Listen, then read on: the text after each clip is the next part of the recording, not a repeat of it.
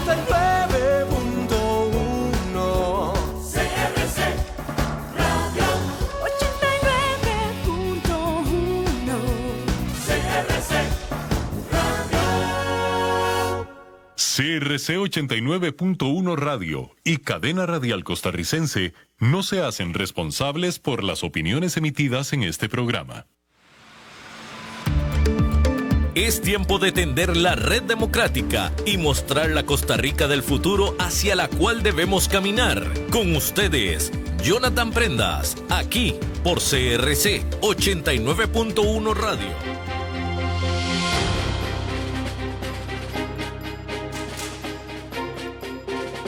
Pero muy buenos días, amigos y amigas, familia de Red Democrática a lo largo y ancho de Costa Rica que nos sigue por la 89.1 frecuencia modulada y también por plataformas digitales en @CRC 89.1 Radio, @Jonathan Prendas, @Red Democrática, siempre retransmitiendo todos los mensajes que generamos día a día en estos 684 programas que ya tenemos de estar al aire desde aquel 6 de febrero del 2023, siempre invitando a personas de gran valor nacional e internacional para generar conciencia, para generar reflexiones que nos ayuden a tener una mejor versión de la Costa Rica que todos merecemos vivir y de la cual todos tenemos que ayudar a co-crear para generarle a nuestros hijos y nietos un país bueno para que ellos puedan también hacer su vida. El día de hoy estamos en Red Democrática Voces del Mundo, una edición que hemos generado ya desde hace par de meses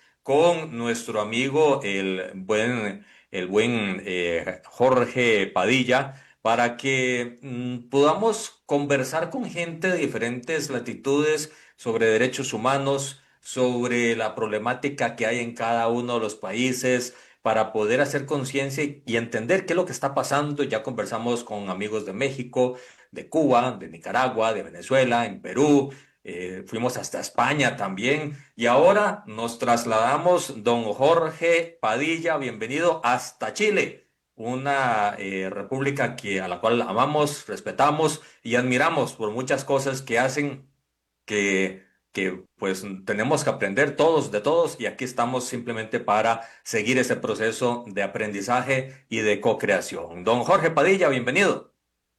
¿Qué tal, John? Qué gusto saludarte. ¿Me escucho bien? ¿Sí? Fuerte, fuerte y claro. Excelente. Excelente. Bueno, un gustazo saludarte una semana más. También saludar a la querida presidenta Mariela Hernández, que ya la vas a presentar como corresponde, quien está Yes. desde Santiago de Chile. En efecto, tenemos ya varios programitas que vamos recorriendo la región. Y es importante esto que acabas de decir al final de por dónde hemos andado. Yo creo que, a ver, no estamos exentos de un proceso en el cual se tengan que redefinir mucho de la política exterior de nuestro país. Viene una nueva administración a partir de mayo.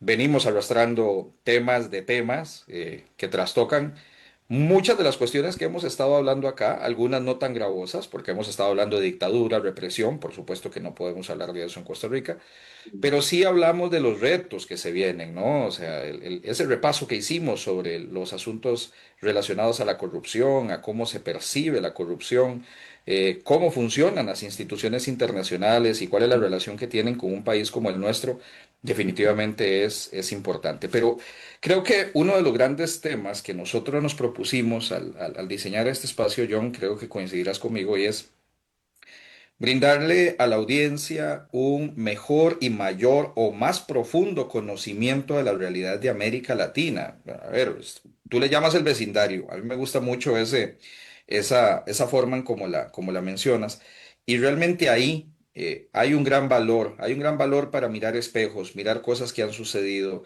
eventos que han marcado la política nacional de esos países, tomas de decisión a nivel estructural, cómo el Estado de Derecho se ha visto afectado o no, cómo los regímenes de garantías y libertades están siendo discutidas o no, ¿eh? Y ahí efectivamente hay mucho que aprender de otras latitudes. Hoy vamos a hablar de Chile. Chile es un país que, como bien dijiste, es paradigmático, es referente para muchísimas de nuestras naciones. Y bueno, quiero que presentes por favor a a la persona invitada, a quien agradezco en lo personal muchísimo que nos acompañe en el día de hoy para posteriormente pasar al contexto. John. Claro que sí, Jorge. Hoy nos acompaña Mariela Hernández Acevedo, abogada jueza en lo penal, máster en Derecho Penal y Ciencias Penales de la Universidad de Barcelona, también presidenta de la Asociación Nacional de Magistraturas y Magistradas y Magistrados del Poder Judicial de Chile.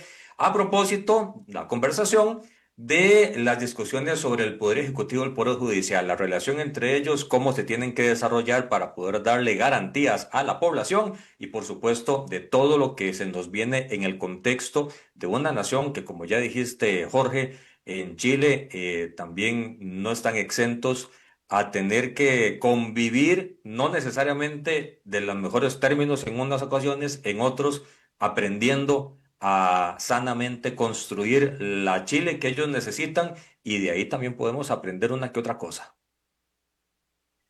Yo creo que no me corregirás cuando muchísimas de las personas que estudiamos en las universidades, por allá de los 90, 2000, Sí, recordamos que Chile era además un punto focal, o para ir a estudiar allá, se le llamaba el tigre latinoamericano, recuérdate, claro que sí. en materia económica, financiera, un país con un modelo liberal muy interesante, etcétera, etcétera. Pero ese Chile, que tiene aproximadamente 19, 20 millones de habitantes, es un Chile también de contrastes, es un Chile que tiene poblaciones indígenas profundas, que tiene retos desde el punto de vista de su economía enormes. Estamos hablando de una economía minera, ¿no? Que también trae toda esta discusión en torno al medio ambiente y ellos lo han Ujú. sabido hacer de una u otra, de otra manera.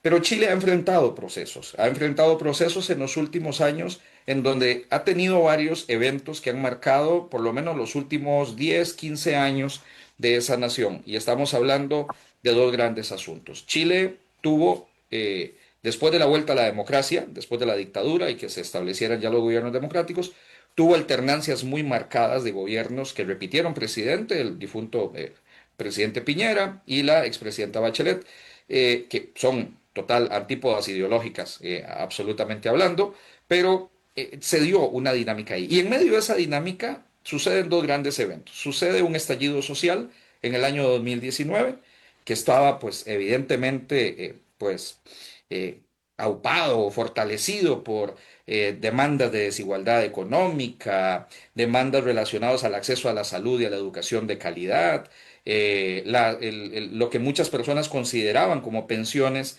insuficientes, un altísimo costo de vida, y llega una decisión que fue el alza del precio del metro en Santiago, que recordaremos y quienes hemos estado allá conocemos que el metro es una de los medios de transporte más vigorosos, más vibrantes que tiene en nuestro continente, y ahí se da un estallido social. Y esto se prolonga por semanas e incluso llega, estoy hablándoles de octubre de 2019, llega a encontrarse con la pandemia donde definitivamente por las condiciones que ya sabemos, bajó y se aplacó. Pero esas brechas estructurales, eso queda en países, ¿no? O sea, son cosas todavía inconclusas, son situaciones de carácter inconclusas. Chile ha tenido desastres naturales enormes, con terremotos, que también han representado un quiebre de toma de decisiones, y en medio de todo eso, la institucionalidad chilena ha ido funcionando de una u otra forma.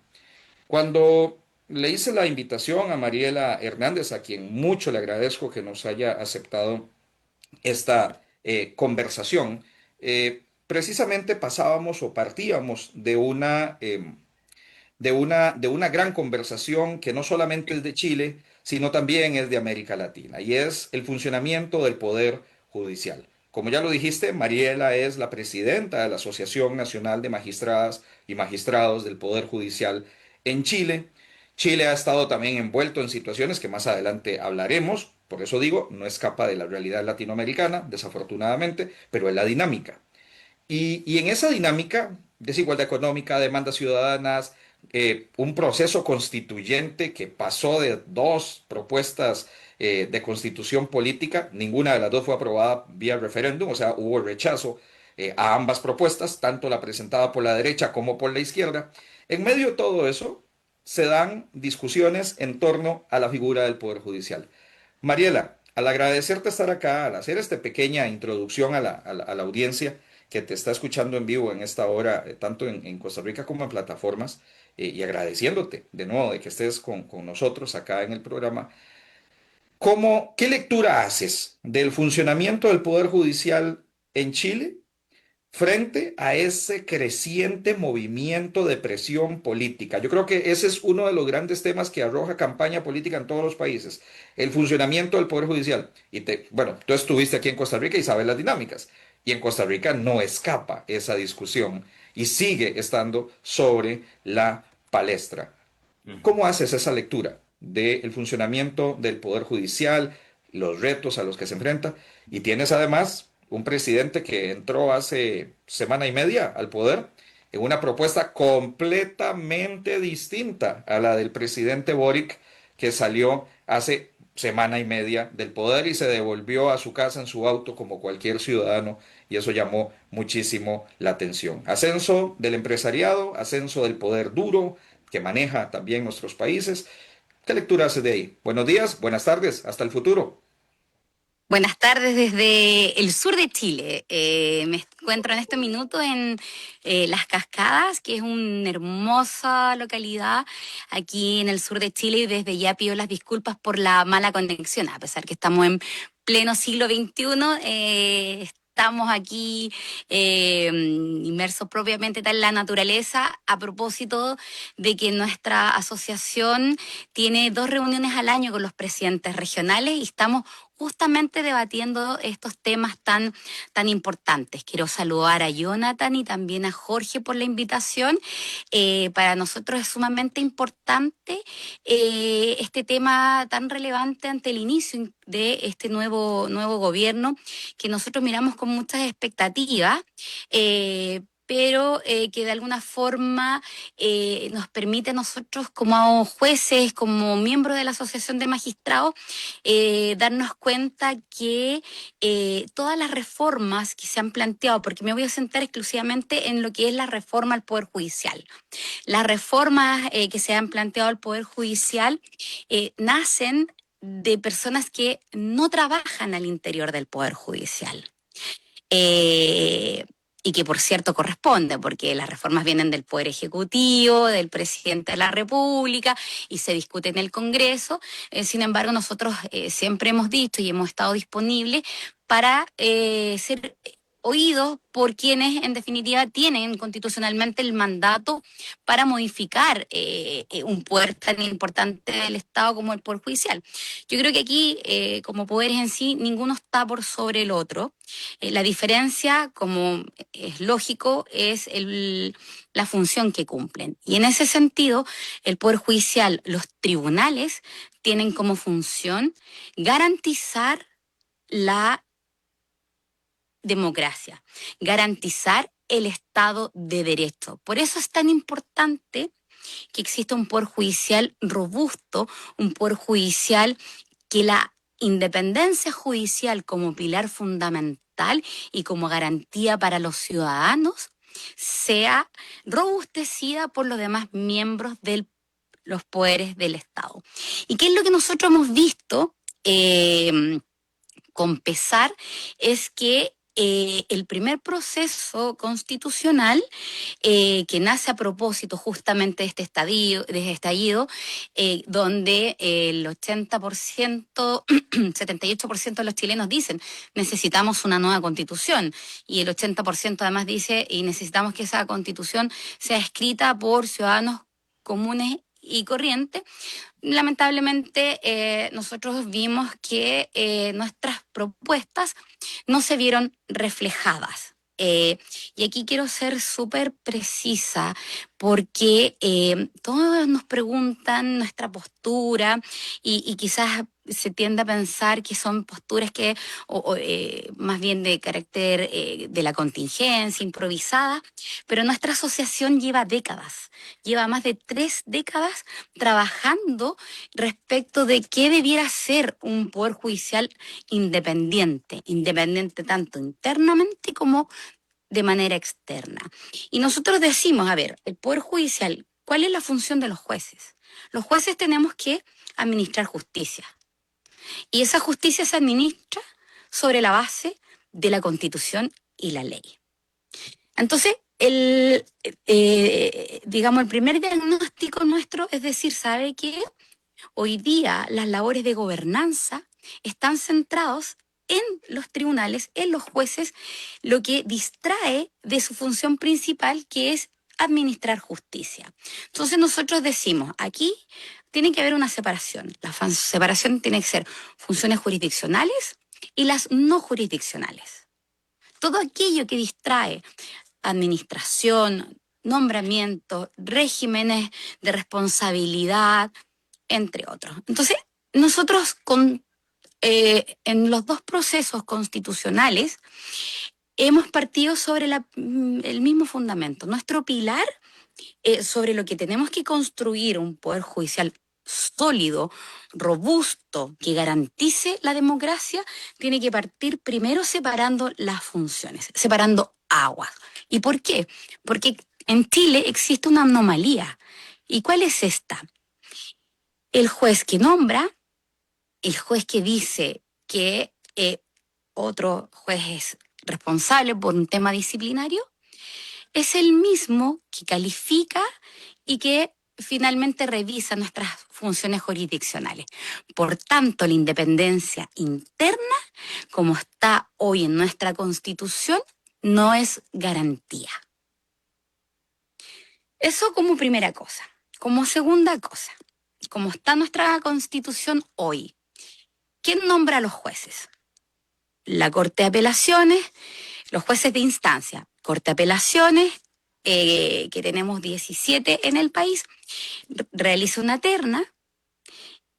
Esos jueces, esos ministros de Corte de Apelaciones que confeccionan esas ternas, son los mismos que revisan las resoluciones judiciales. El problema interno, de la independencia interna que yo les manifestaba. De los ministros de Corte de Apelaciones, la Corte Suprema quien confecciona una terna para los ministros, los mismos que revisan sus resoluciones judiciales. Y finalmente, para la Corte Suprema, la quina la realiza también la Corte Suprema. Y aquí ya está el problema que yo les decía de la independencia interna nuestra, que ya es una anomalía. Y aquí viene la segunda anomalía, y que está relacionado con la independencia externa.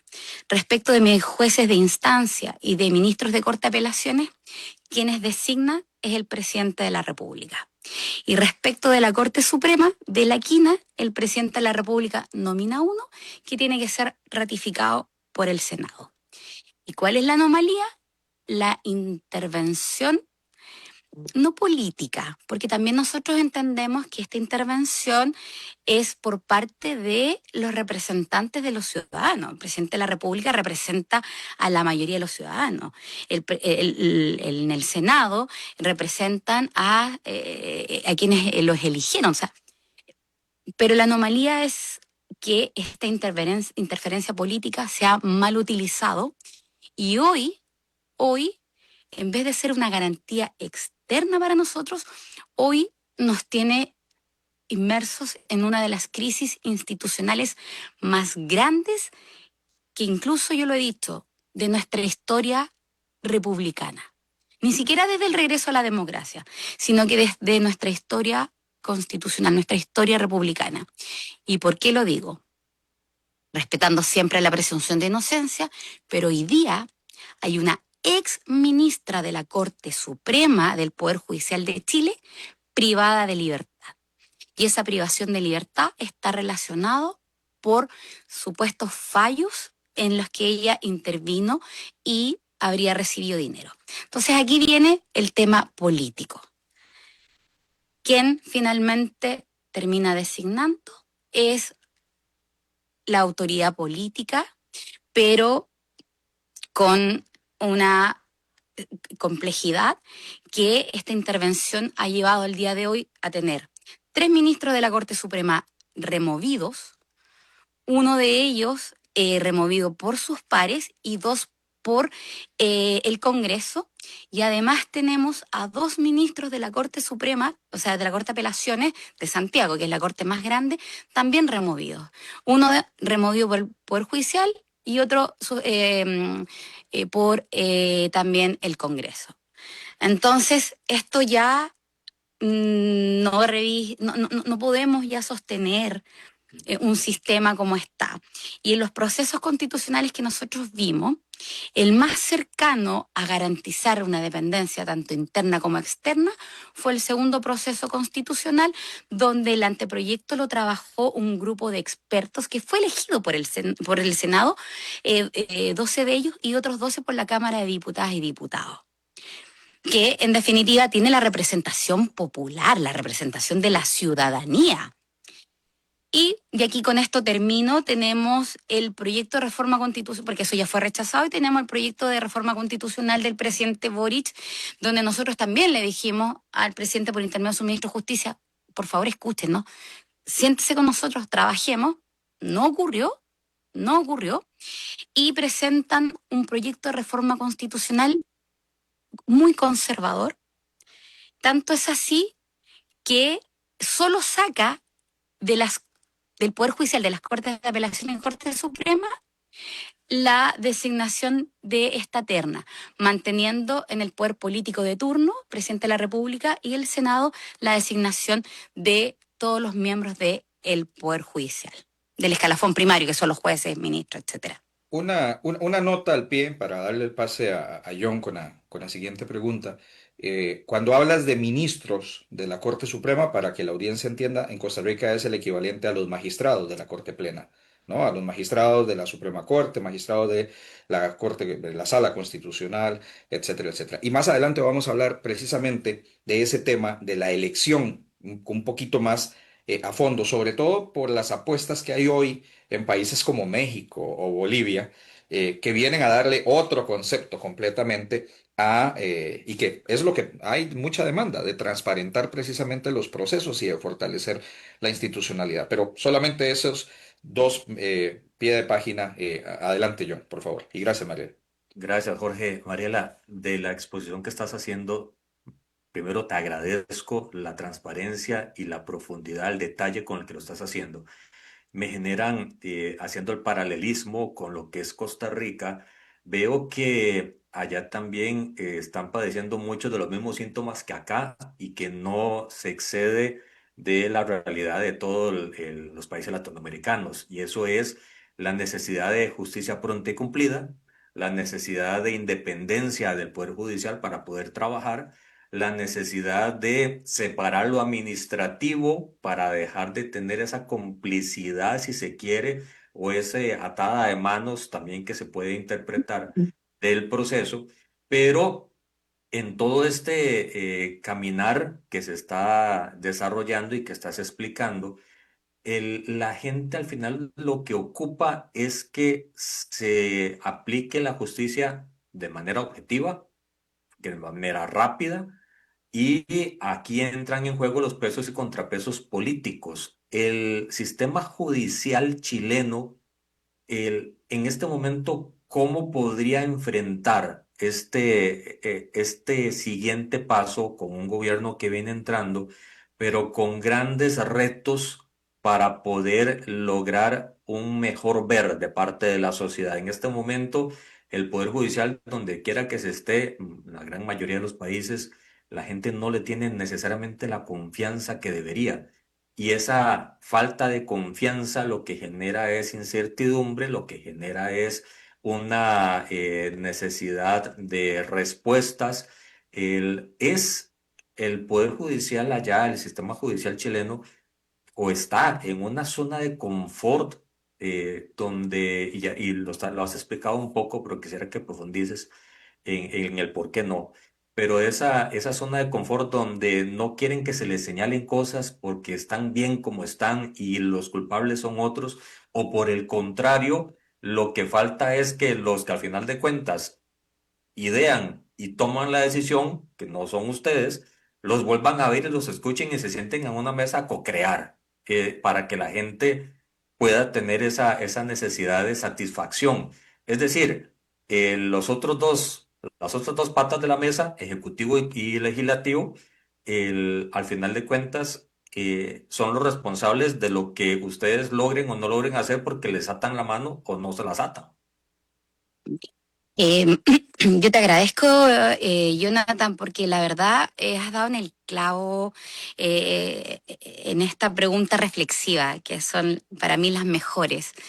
Eh, a ver, respecto del primer y segundo proceso constitucional, estaba o se trató de construir sobre una demanda de la ciudadanía ante las situaciones que se estaban viviendo. El tercer proyecto, bueno, y cuando se rechaza el segundo proyecto de reforma constitucional, nosotros como Asociación de Magistrados tuvimos, digamos, como de una especie de desazón, a pesar que tampoco nos gustaba cómo quedó, pero sin perjuicio se avanzaba y que de alguna forma con el transcurso del tiempo yo creo que podríamos haber llegado a algunos, digamos, consensos. Pero cuando ocurre, porque todo este tercer proyecto de reforma constitucional, que después me voy a referir a lo que el día de hoy el nuevo gobierno de alguna forma está planteando, nace a propósito de un caso de corrupción a mediados del año 2023, que es lo que se conoce como caso Audios. Y ese nombre, caso Audios, pues en Chile nosotros, no sé si en Costa Rica también ocurre, le ponen nombre de acuerdo a, como las leyes también. Entonces se habla del caso Audios, que filtra una conversación con un grupo de abogados, eran 3 abogados aproximadamente. Lo complejo de que uno de esos abogados había sido asesor del gobierno del gobierno del expresidente fallecido, presidente Piñera. Y además había sido abogado del ministro del Interior del presidente Piñera, Andrés Chadwick, que enfrentó una acusación constitucional, por lo que este abogado destacado en ese minuto era la persona más influyente entre lo que era el gobierno y también el poder judicial.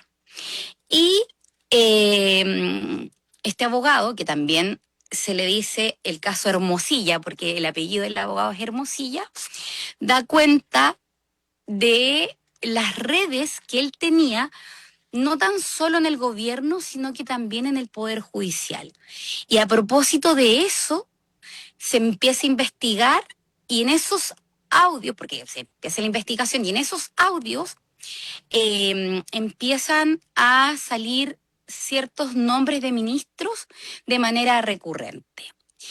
Y en un momento se transforma esto, y lo voy a decir con absoluta responsabilidad, en un escándalo jurídico-político, si queremos decirlo de alguna forma, porque se da a entender que la mayoría de los nombramientos de las altas cortes, Corte de Apelación y Corte Suprema, necesariamente pasaba por intermedio de él, y la connotación que tenía era respecto de esta persona, este juez, quien va en esta terna, hay que nombrarlo porque es de nosotros. Es de nosotros. Lo que ya daba a entender que iba a haber una interferencia política al momento de tomar algún tipo de decisión jurisdiccional, porque el juez que estaban nombrando, porque como nombraba el presidente de la República, podía existir esta vinculación o esta mala vinculación, y tanto es así que hoy hay una ministra de la Corte de Apelaciones que fue removida por la Corte Suprema, que se acogió la querella de capítulos. Para explicarle un poco, la querella de capítulos es como un antejuicio que permite al Ministerio Público solicitar medidas cautelares y acusar. Entonces, para que un juez enfrente un proceso y se pidan medidas cautelares, necesariamente tiene que haber esta especie de antejuicio que lo ven los tribunales superiores. Allá ya está confirmada, y lo más probable es que próximamente la formalicen, al parecer por delitos de tráfico de influencia. ¿Y qué es lo que ocurre con esta jueza? No la quiero poner como ejemplo a ella, pero para que se vea, y todo esto relacionado con el tema político, porque el ministro Piñera, o sea, el presidente Piñera, a propósito de la contingencia social, el estallido social, enfrentó causas penales. Y Hermosilla, este abogado, hablaba con esta jueza respecto de estrategias a seguir en estos procesos, inhabilitar a ciertos jueces. Entonces, a propósito de esto, que hay que decirlo, es un escándalo y es una vergüenza para nosotros como jueces, como Poder Judicial, se abre esta ventana para el nuevo proceso que presenta el presidente Boric, que finalmente lo único que hace es sacar al Poder Judicial de la intervención que tenía en los nombramientos, que exclusivamente era el tema de las ternas. Sin embargo, mantiene todo lo demás en cuanto al mundo político. Entonces, para nosotros, la verdad, fue bastante complejo. Hemos ido a la Comisión de Constitución, Legislación, Justicia y Reglamento del Senado, también de la Cámara de Diputados, para que nos escuchen. Y la desazón nuestra es que la autoridad política, ya sea el gobierno, la autoridad legislativa, ellos ven únicamente que el problema está en el Poder Judicial.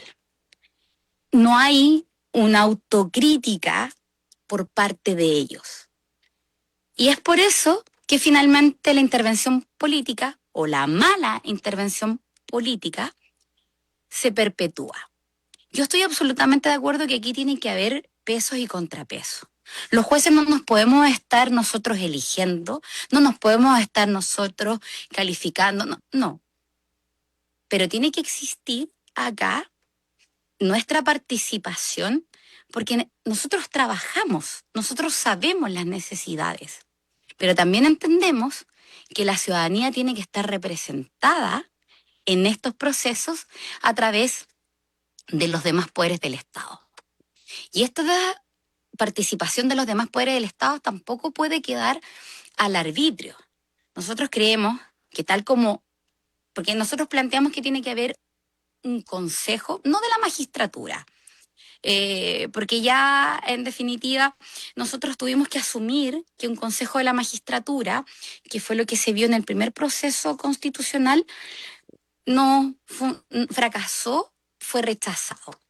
Y nosotros nos adecuamos a el segundo proceso constitucional, donde estaban separadas las funciones jurisdiccionales de las administrativas, y dentro de las administrativas, específicamente lo que es relevante, nombramiento y el sistema de responsabilidad de los jueces, había una composición donde permitía estos pesos y contrapesos.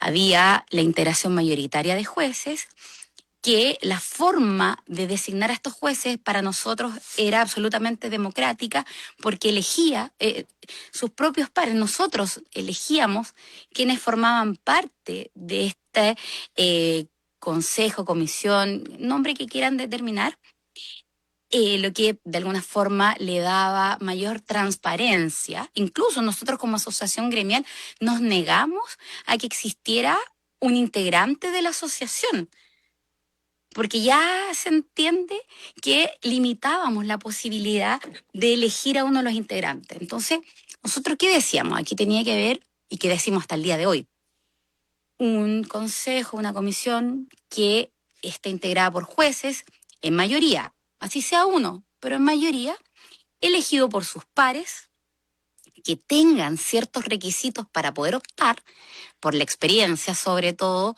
que da el tiempo que uno tiene en el Poder Judicial, y también que interviniera el Poder Ejecutivo, el Poder Legislativo, con un proceso de concurso público, transparente, y que ellos decidieran. También nosotros hacíamos referencia a rectores de las escuelas de Derecho, decanos, perdón, de la Escuela de Derecho, que participaran porque tienen otra visión. Entonces, nosotros siempre pensamos que ese era un escenario que de alguna forma podía dar mayor transparencia y también nos hacíamos todos cargos de que el problema de corrupción no es únicamente del Poder Judicial. Está radicado, en este caso el Poder Judicial, porque son los jueces quienes están involucrados, pero esto está involucrado con el poder político.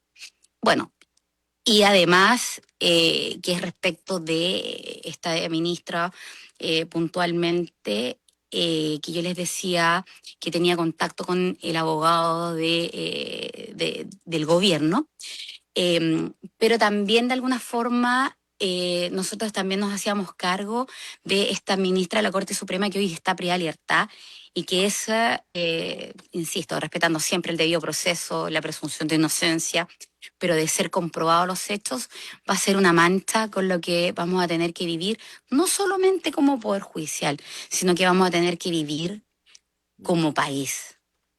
De acreditarse que efectivamente esta jueza o los futuros que vengan, si es que vienen, son condenados por estos hechos, me parece que va a marcar un antes y un después de nuestra historia democrática, de nuestra historia constitucional, y es algo que ya no podemos seguir llorando, sino que es algo que tenemos que remediar para que esto no ocurra.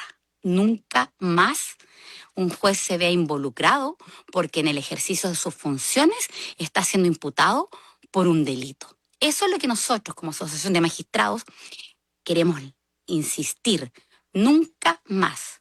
Pero para ello tenemos que ser escuchados.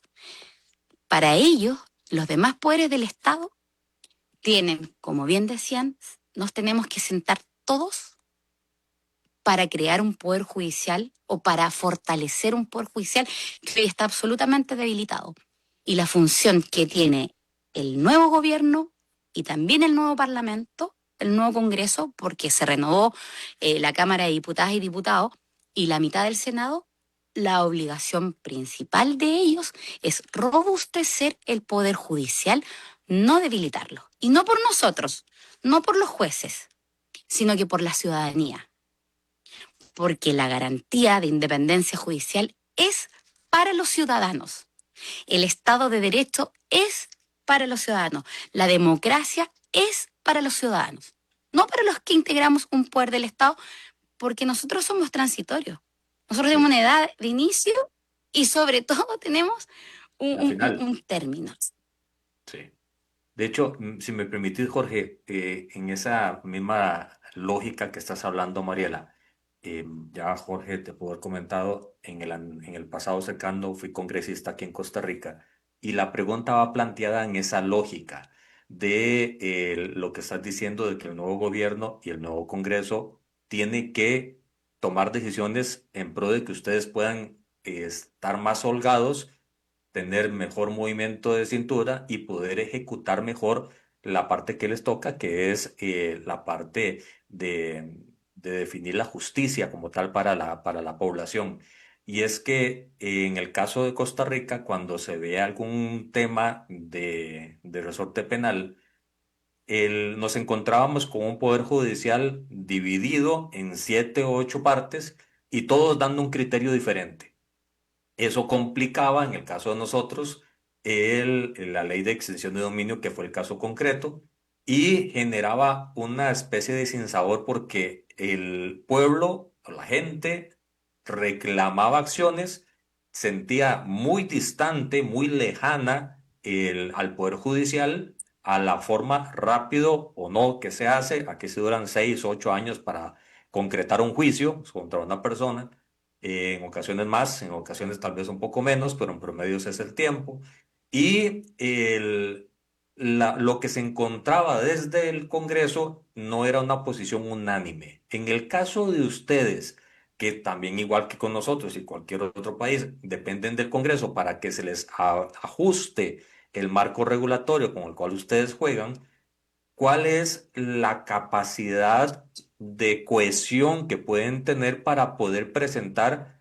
Esta es la solución, hablemos sobre eso, esos son los mínimos, estos son los máximos, construyamos del muñequito aquí adentro, pero esta es el marco con el cual nos podemos poner a trabajar. Y te lo pregunto porque, habiendo estado de la otra acera, a veces es complicado no tener esa línea clara y a tener que asumir que es lo mejor sin necesariamente ser parte de ese otro poder del Estado. Bueno, antes de responder esta pregunta, si me lo permiten, me gustaría decir, yo me siento sumamente orgullosa de pertenecer al Poder Judicial. Me siento muy orgullosa de mis colegas y es un Poder Judicial muy democrático. ¿En qué sentido? El Poder Judicial tiene tenemos todos la posibilidad de ingresar al Poder Judicial, de ser jueces, de ser juezas. Aquí no hay una élite como ocurre en otros países o incluso no hay una élite como ocurre en los otros poderes del Estado. Aquí es un poder judicial cuyo ingreso es muy, muy democrático y transparente. La mayoría de los jueces y juezas somos jueces probos, somos jueces honestos, que tenemos una conciencia social que nos permite día a día enfrentarnos y dar la cara ante estas situaciones. Y no quiero dejar pasar la oportunidad de decirlo porque creo que es súper importante que se sepa. Claro. Nosotros los jueces, las juezas, nos sentimos orgullosas de pertenecer a este poder judicial y los que tienen que sentir vergüenza son los que han manchado Ujú. nuestra labor. Así es, de acuerdo. Eh, dicho esto, me gustaría comentarte que el 2 de marzo nosotros tuvimos la inauguración del año judicial.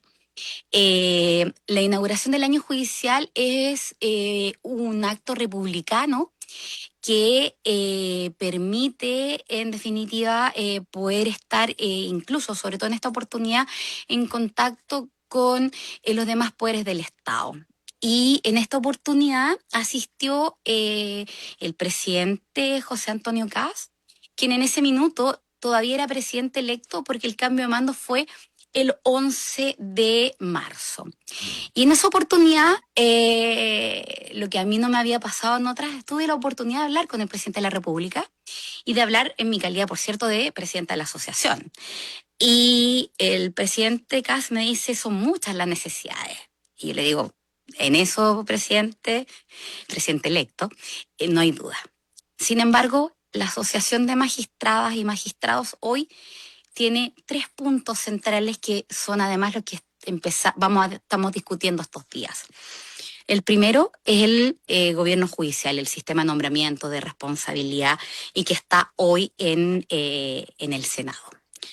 La segunda es la seguridad de los jueces, porque si los jueces no tienen seguridad, también es una forma de atacar la independencia judicial y de desestabilizar el Estado democrático. Por tanto, ese es uno de los segundos puntos fundamentales que hay que trabajar con los demás poderes del Estado, porque nosotros como Poder Judicial no podemos hacer absolutamente nada al respecto porque además no tenemos ni siquiera los recursos. Nosotros tenemos guardias privados y esos guardias privados, y que lo hemos dicho, ni siquiera tienen la capacidad como para enfrentar crisis que ocurren todos los días al interior de los tribunales. Y el tercero, y aquí también entra el Poder Ejecutivo, porque los proyectos de ley, si bien puede ser moción parlamentaria, pero cuando incurren un gasto al Estado, necesariamente tiene que venir del Poder Ejecutivo, del gobierno. Es uno de los problemas que yo le planteé o de los temas a trabajar con esta nueva administración, porque le voy a poner un ejemplo súper claro. Desde el año 2016 a la fecha se han dictado más de 86 leyes que afectan directamente la función jurisdiccional. Usted, Jonathan, como ex parlamentario, pregúnteme cuántas de estas 86 leyes vinieron con recursos. Ninguna, igual que aquí. Ninguna, sí. Ninguna. Entonces, ¿qué es lo que ocurre? Nosotros, si mal no recuerdo, la última modificación respecto de la dotación de los tribunales fue en el año 2017, si mal no recuerdo. Pido la excusa si me equivoco en las fechas. Y ni siquiera fue un aumento de dotación, sino que lo que se hizo fue redistribuir cargos que estaban vacantes en otros tribunales, se crearon nuevos tribunales y se aumentaron la dotación en otros. ¿Por qué? Porque la realidad al año 2017 daba holgura, por ejemplo, en las causas penales. Sin embargo, ¿qué significó esto de redistribuir?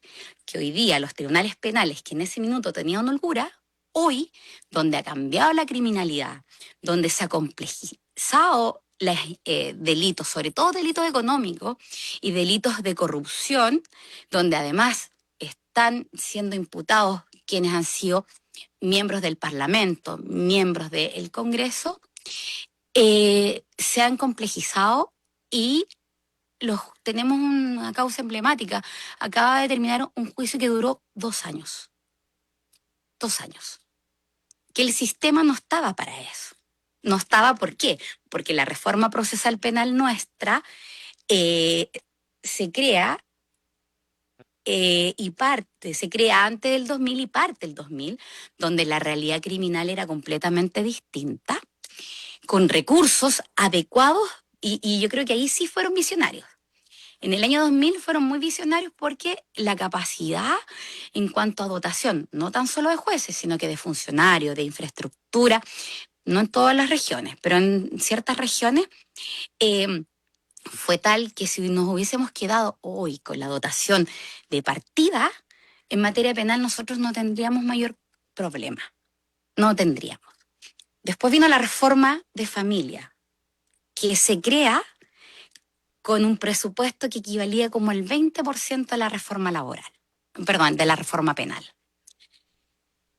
¿Cuál fue el primer problema que nosotros tuvimos? Y permíteme si me estoy tomando mucho tiempo, pero para que se entienda la importancia del tercer punto, que es la dotación. En materia penal, esto fue gradual y partió por ciertas regiones porque justamente era tan importante la materia que si había alguna problemática, había tiempo para ir solucionando hasta que llegara a la región metropolitana. En materia de familia, que es un tema muy sensible, venía con un 20% del presupuesto, que ya era la primera situación compleja, y la segunda permitía a que las personas pudieran recurrir a tribunales sin asesorías de abogado. ¿Qué pasó con eso? Generó un caos. Y la tercera reforma que nosotros tuvimos fue en materia laboral. En materia laboral, esa reforma, con todo respeto, nació prácticamente muerta, de haber tenido una holgura de 1 año, y desde el año 2014 en Chile, 2013, se utiliza la figura del juez destinado. El juez destinado permite a las Cortes de Apelaciones sacar a un juez de un tribunal, enviarlo a otro para que las cargas puedan ser más o menos equivalentes. Tenemos un problema porque nosotros no sabemos qué pasó con el tribunal que se saca ese juez, y al tribunal destinado, usted podrá entender que 12 años con destinados ya no es un tema temporal, es un tema estructural. ¿Por qué me detengo en esto? Porque finalmente la dotación que venía con escasos jueces, funcionarios, más dictación de más de 86 leyes sin recursos, ha hecho que el sistema hoy esté en crisis. Nosotros ya no podemos decir, porque lamentablemente aquí yo creo que es algo que tiene que responsabilizarse la Corte Suprema en especial. Yo creo que aquí nosotros lo que hacemos los jueces es darle para adelante. Así voy a hacer para decir, nosotros le estamos para adelante, como se dice, y hay que sacar el trabajo. Hay que sacar el trabajo, y lo que se hizo fue reventar a los tribunales, reventar a los jueces, reventar a los funcionarios. reventar las agendas. Hoy día nosotros, en materia laboral, estamos fijando juicios para un año. Para un año. ¿Eso qué significa? Significa que una persona que fue despedida, que primero se queda sin, primero, el impacto que significa anímicamente ser desvinculada por distintos motivos, pero desvinculada, lo más probable es que esa persona haya sido además quien sea el soporte económico de la familia, tenga que esperar un año para que digan si su despido era correcto o no y recibir las indemnizaciones derivadas. En materia de familia, a propósito de la pandemia y no sé si ustedes escucharon, pero en Chile se decidió que los chilenos pudiéramos retirar el 10% de nuestros fondos de pensiones, porque el Estado no tuvo la capacidad, y no el Estado chileno, o sea, en general ningún Estado tuvo la capacidad o estaba preparado para enfrentar una pandemia. Y se hizo lo que se pudo realmente. Y por cierto, yo no me voy a pronunciar si estuvo bien o no porque no me corresponde en mi rol. Pero sí que me corresponde en mi rol. A propósito de la posibilidad del retiro del 10%, se dicta una ley que permite que ese 10% sea retenido por los tribunales respecto de toda aquella persona que tenía deuda de pensión de alimentos.